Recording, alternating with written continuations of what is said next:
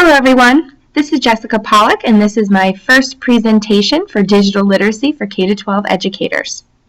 During the first presentation, we will attempt to define what is digital literacy and how is it used in the classroom.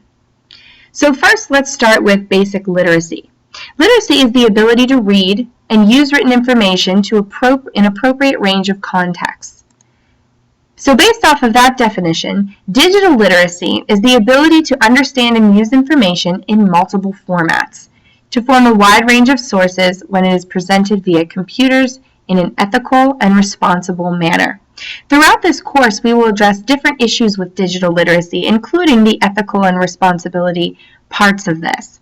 But for right now, let's focus on how we use it in the classroom. So we use things like the internet, cloud services, to connect people and information, to find resources, to use search engines and email programs.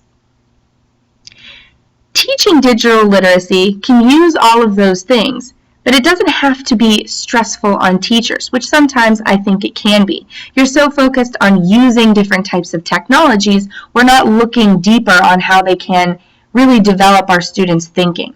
So we want to avoid this type of teaching and this type of frustration and learn how we can use these types of technologies effectively in the classroom to help our students. So let's first start with what digital literacy is not. So digital literacy is not just learning how to use a program.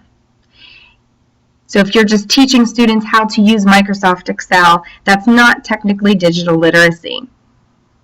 It's not just having a computer lab in your school, typing a paper on a computer, using search engines to find information, using online media without any knowledge or guidelines, whether to judge it as accurate or trustworthy.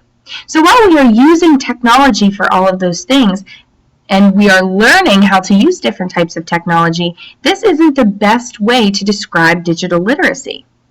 A truly digital literate student understands how to use things like web browsers, search engines, wikis, blogs, different types of photo editing softwares.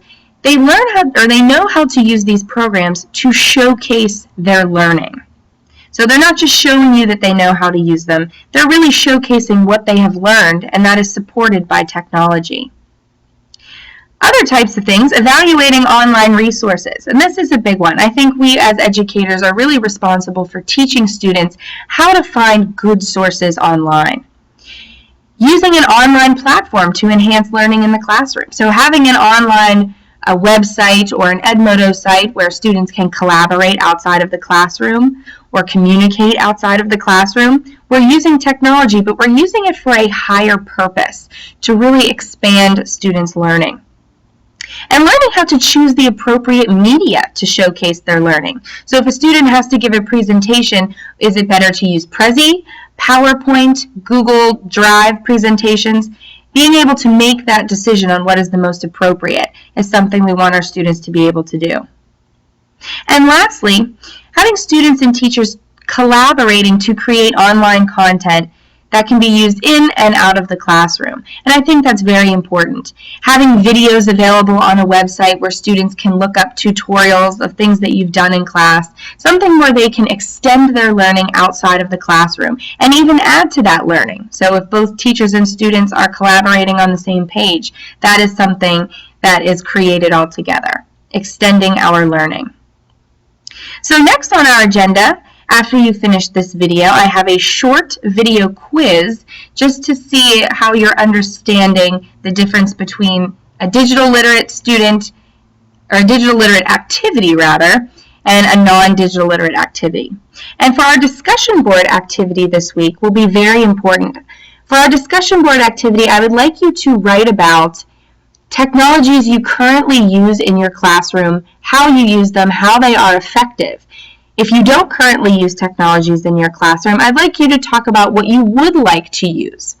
In our responses to each other this week, I would really like us to concentrate on helping each other grow in our use of technology. So if someone is using something, how can we incorporate more higher level thinking skills in this type of activity that they have planned already? So thank you very much for listening. I look forward to seeing your posts, and I will see you back here soon. Thank you.